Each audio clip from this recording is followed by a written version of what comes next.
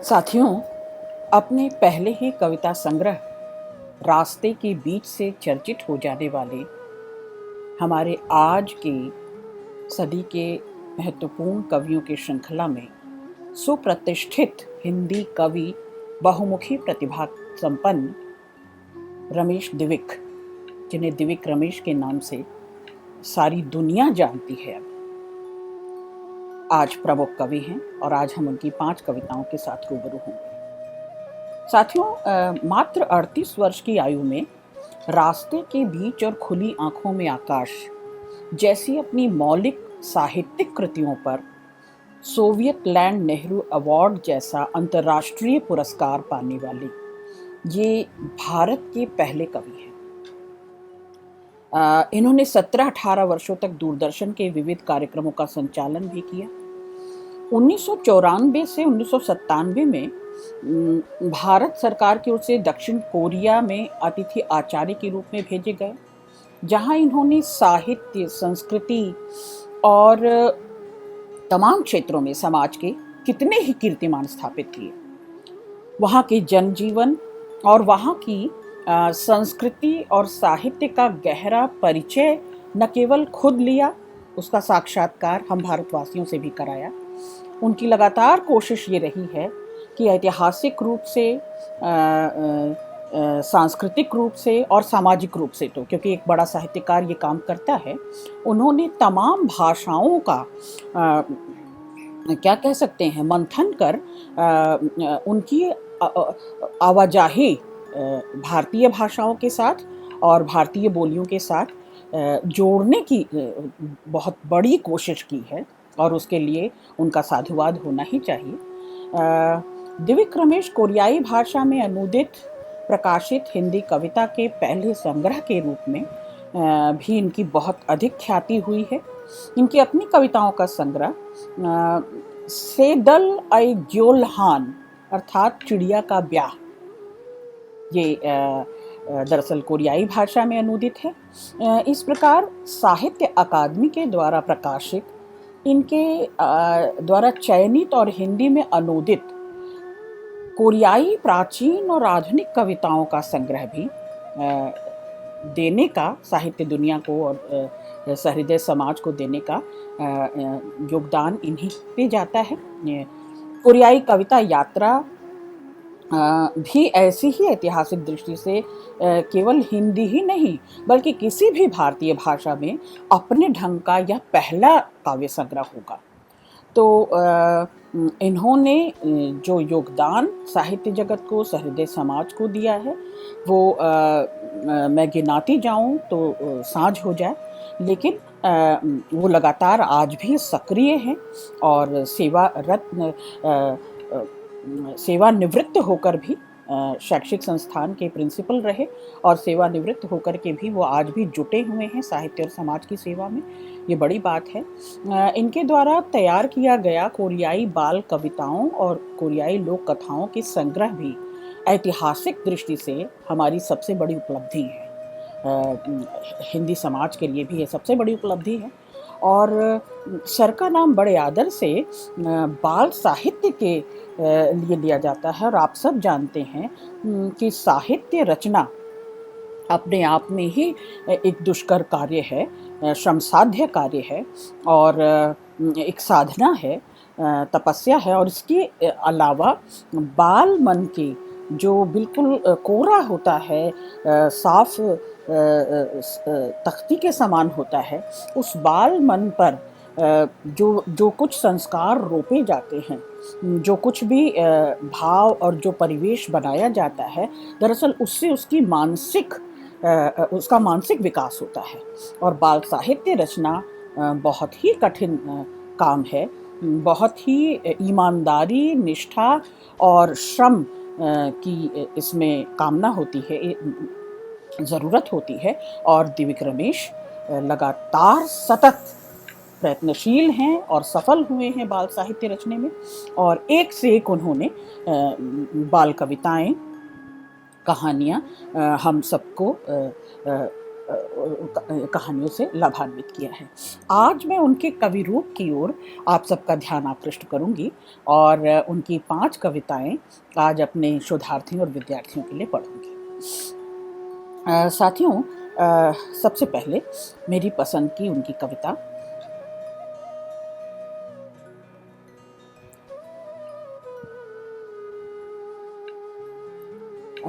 Sir से बहुत बार आग्रह किया कि सर मैं आपकी 5 कविताएं पढ़ना चाहती हूँ, पर वो है ना जो बड़े फलदार वृक्ष होते हैं, दरअसल वे उनके लिए तो मैं विद्यार्थी ही हूँ ना, शोधार्थी हूँ। तो उन्होंने सोचा होगा कि अब शोध करे, ये खोजे और मेरी 5 कविताएं लेकर आए। तो मैंने खोज किया है, शोध किया है और मेरी पसंद की अपने विद्यार्थियों के लिए 5 कविताएं प्रस्तुत हैं। पहली कविता है वह औरत मेरी माँ। ये कविता मुझे भीतर तक क्या कह सकती हूँ, इतना असर किया है इस कविता ने कि इस कविता पर बहुत सी बात होनी चाहिए, एक लंबी परिचर्चा होनी चाहिए, पर फिलहाल ये कविता मैं पढ़ती हूँ और हम थोड़ी सी इसके बहाने बातचीत करेंगे। वहाँ पर एक से एक कविताएं लिखी गई हैं, पर यह कविता बिल्कुल अनूठी है कई मायनों में। वह औरत जिसे तुम हव्वा कहते हो मेरी माँ है। माँ एक गुदगुदा एहसास, खुली आंखों में जैसे पूरा आकाश। दिव्य रमेश की कविताओं में रिदम भी पाएंगे आप। खड़ी हो ज्यों धूप में सहमी सी भयाक्रांत, कोई बड़ी चिड़िया पंख फुलाए दुबका कर नन्हा सा शिशु। हाँ, तुम्हें जो दौड़ती है काटने, तुम्हारे शब्दों में कुतिया मेरी माँ है, मेरी रक्षक। हवा में गंदे नाखूनों का फैलाव लिए जो चमका रही हैं उंगलियां, अनाश्रित खुद ही आधार, खुद ही छत, पीले जंग खाए दांत दिखा दिखा कर जो बक रही है भूतनी सी, ईश्वर की यह प्रतिमा मेरी माँ है। आती कुचलती हुई ईश्वर की बेजान तस्वीरें, हतप्रभ तुम अब उसे नहीं रोक सकोगे।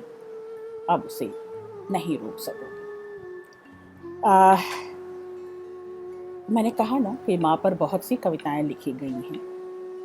माँ जो धरती और आकाश बनकर, पालक पोषक बनकर केवल जन्मदात्री नहीं है, ईश्वर के समतुल्य वह रचयिता है, सर्जक है। और इसके अलावा वह किसी भी जात में हो, किसी भी जिस्म में हो, किसी भी जीव का रूप धारण करे, माँ तो माँ होती है। उसकी सुरक्षा, उसके आंचल की गर्माहट, उसका अपनापन, उसका ममत्व हमेशा लबालब कर देता है, भरपूर कर देता है आपको। आप कहीं किसी भी दशा में हों, कितने भी वंचित और यातना में हों, थाम लेती है आपको आपका भरपूर बड़ा सहारा बनती है माँ, और माँ ही आपका आश्रय स्थल बनती है, अंतिम आश्रय स्थल माँ ही बनती है। तो दिव्य रमेश की यह कविता भरपूर आपको उस आत्मीयता से, उस ममत्व से, ममता से जोड़ती है यह कविता। और माँ कितना विराट शब्द है, बल्कि मैं कहूँगी शब्द भर नहीं है, वह विराट भाव है आपकी संचेतना का। और दिव्य रमेश इस ओर इशारा करते हैं इस कविता में। दूसरी कविता है गुलाम देश का मजदूर गीत। ये बहुत प्रगतिशील कविता मुझे लगी, इसलिए मैंने इसे चुना है। एक और दिन बीता क्या, जीता है पहाड़ सा, अब सो जाएंगे थक कर, टूटी देह की यह फूटी बीन सी कोई और बजाए। टूटी देह की यह फूटी बीन सी कोई और बजाए, तो बजा ले हम क्या गाएं, हम तो सो जाएंगे थक कर। कल फिर चढ़ना है, कल फिर जीना है, जाने कैसा हो पहाड़, फिर उतरेंगे, बस यूं ही अपने तो दिन बीतेंगे। सच में तो जिंदगी भर हम अपना और औरों का पहाड़ ही ढोते हैं, बस ढोते रहते हैं। सुना है हमारी मेहनत के गीत कुछ निठल्ले तक गाते हैं। बहुत खूब। सुना है हमारी मेहनत के गीत कुछ निठल्ले तक गाते हैं, सुना है हमारे भविष्य की कल्पना में कुछ जन कराहते हैं, कुछ तो जाने किस उत्साह में हमारे वर्तमान ही को हमसे झुठलाते हैं। हमारा भविष्य तो हमारा भविष्य तो खुद हमारा बच्चा भी नहीं होता। हमारा भविष्य तो खुद हमारा बच्चा भी नहीं होता। पेट में ही जो ढोने लगता हो ईंटें, पेट में ही जो मथने लगता हो गारा, पेट में ही जिसको सिखा दिया हो सलाम बजाना, पहले ही दिन से खुद जिसने शुरू कर दिया हो कमाना। आहा, कोई स्वप्न गुनगुनाए तो गुनगुना ले, कोई स्वप्न गुनगुनाए तो गुनगुना ले, वरना हमारा बच्चा भी हमारा भविष्य नहीं होता। होता होगा, होता होगा, होगा किसी का भविष्य, किसी के देश का, किसी के समाज का, लेकिन हमारा नहीं होता। होगा भी कैसे? होगा भी कैसे? हमारी परंपरा में खुद हम कभी अपना भविष्य नहीं हुए। हमारी परंपरा में खुद हम कभी अपना भविष्य नहीं हुए। हम तो बस सीने पर रख महान उपदेशों को सो जाते हैं थक कर। इतना ही क्या काफी नहीं? इतना ही क्या काफी नहीं कि एक दिन और बीत गया पहाड़ सा, अब रात आई है सुख भरी रात, कौन गवाए इसे। अब रात आई है सुख भरी रात, कौन गवाए इसे। सुबह तो ससुरी रोज भूख ही लगाती है, क्यों करें प्यार फिर ऐसी सुबह से। सुबह तो ससुरी रोज भूख ही लगाती है, क्यों करें प्यार फिर ऐसी सुबह से। कैसे थिरक उठे पांव, कैसे गाएं ये कंठ, कैसे मनाएं खुशियां सरकारी उत्सवों में नाचते नच भइयों से। कहाँ है आजाद यह गुलाम देश, और कहाँ है आजाद ये हम। कहाँ है आजाद यह गुलाम देश, और कहाँ है आजाद ये हम। आजादी की परख देश की सुबह से होती है। रघुवीर सहाय की भी कविता एक ऐसी ही है। आजादी की परख देश की सुबह से होती है, और सुबह तो हर रोज काम पर भूखा ही भगाती है। पर चलो एक दिन और बीता, बीता क्या जीता है पहाड़ सा। अब सो जाएंगे थक कर, अब सो जाएंगे थक कर। साथियों, जब आजाद भारत में वो जो 60 साल के बाद, मैंने 60वें वर्ष पर जिसकी प्रतीक्षा की गई, आज़ादी की, आज़ाद विवेक की, आज़ाद मानसिकता की, आज़ाद सोच की, लिखना पढ़ना बोलना बतियाना, अभिव्यक्ति की आज़ादी और रोजी रोजगार की आज़ादी, स्वावलंबन की आज़ादी, कि कोई भूखा न रहे, सब घर में बच्चे पढ़ रहे हों, बढ़ रहे हों, और हर घर में कम से कम वो न्यूनतम ज़रूरतें तो पूरी हो रही हों। सर पर छत हो, खाने को 2 जून बढ़िया रोटी हो, और पहनने को ढकने को वस्त्र हो, लज्जा को, मानवीय इस शरीर को ढकने के लिए, उसकी ज़रूरतों को पूरी करने के लिए कम से कम न्यूनतम आवश्यकताएं तो पूरी हों। पर दिव्य रमेश यहाँ उस ओर इशारा करते हैं कि हम आज़ादी कब मिली, कहाँ आई, किसके पास रुक गई, किसने आज़ादी को अपने पंजों में शिकंजों में जकड़ लिया। क्योंकि आज़ादी तो सबके लिए एक जैसी नहीं आई। और ये बहुत बड़ा प्रश्न है साथियों, ये एक प्रगतिशील प्रश्न है, ये सोच है, ये चिंता है, और कविता का यही काम है। कविता आपको प्रॉब्लम एरियाज तो दिखाती ही है, पर उनके सॉल्यूशन ढूंढने के लिए आपको छोड़ देती है कि जाइए समाधान खुद ढूंढिए। कविता आपको कर्मठ बनाती है, कविता आपको शोधार्थी बनाती है, खोज धर्मी बनाती है, आंदोलन धर्मी बनाती है, और सवाल करना सिखाती है। चिंता और चिंतन कविता के यही 2 उद्देश्य हैं, यही 2 लक्ष्य हैं, और दिव्य रमेश की यह कविता इस मायने में सफल होती है कि आपके भीतर एक खींच, एक नाराजगी, एक गुस्सा भर जाती है। दिव्य रमेश अपने समकालीन कवियों की तरह रिझाते नहीं हैं अपनी कविताओं से, बहलाते फुसलाते नहीं हैं अपनी कविताओं से, बल्कि आपके भीतर बेचैनी भर देते हैं, बेहिसाब बेचैनी और बहुत सारा प्रश्नाकुल मन आपके भीतर छोड़ देते हैं। और यही यही भाव, यही संवेदना उन्हें ऊंचा बनाती है, कालजयी बनाती है। मेरी पसंद की तीसरी कविता, खूबसूरत कविता। मैंने चाहा एक खूबसूरत कविता लिखूं, हजार बाहों वाला एक खूबसूरत वृक्ष फलों से लद गया, बस कहने और सोचने भर से। खूबसूरत आंखों को मटका मटका कर कुछ चिड़ियां टहनियों पर घिसने लगी चोंचे। वृक्ष धीरे धीरे वृक्ष धीरे धीरे एक खूबसूरत जंगल का हिस्सा बन गया। कोई समुद्री परिंदा गुपचुप जंगल के कोनों में समुद्र का पता दे गया। कबीले का एक खूबसूरत बच्चा लहरी समुद्री लहरों को बाहों में समेटने यात्रा पर निकल गया। कुछ खूबसूरत तेज रंग दिशाओं से दिशाओं तक कुछ खूबसूरत तेज रंग दिशाओं से दिशाओं तक गीले पृथ्वी पर नदियों से इधर उधर बहने लगे। मैंने देखा अंधकार का एक काला स्याह पिंड रोशनी की हल्की तीखी किरण से बिंध गया। मैंने पाया मैं खुद कैनवास पर एक खूबसूरत पोर्ट्रेट बन गया। कल्पना भर से मैंने कहा ना कि कवि रचयिता होता है। लिख देने भर से रचना नहीं होती। लिखने और रचने के फर्क को दिव्य रमेश अध्यापक भी रहे हैं। मैं एक छोटी सी कोशिश कर रही हूँ अपने शोधार्थियों को यह बताने की कि लिखने और रचने में फ़र्क होता है, और रचयिता वही कहलाता है जो कुछ रच जाता है।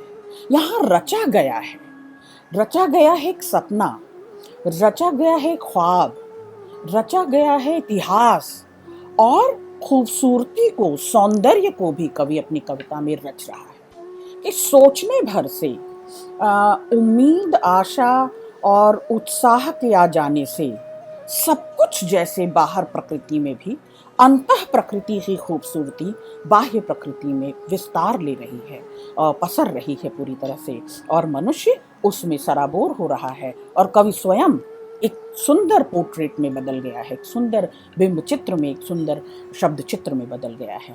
तो ये कविता बहुत बड़े मायने दे रही है कि अंतः प्रकृति को यदि हम सुधारने, भीतरी भाव सुंदर करने, तो बाहर प्रकृति का सब कुछ, फिर हर ख्वाब सुंदर होगा, हर कल्पना सुंदर होगी, और कविता तो सुंदर है ही। मेरी पसंद की चौथी कविता है सलमा चाची।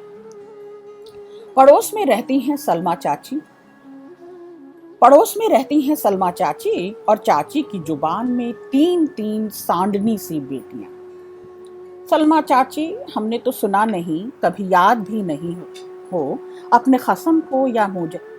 सलमा चाची, हमने तो सुना नहीं, कभी याद भी करती हूँ अपने खसम को या मुहजली सौत को।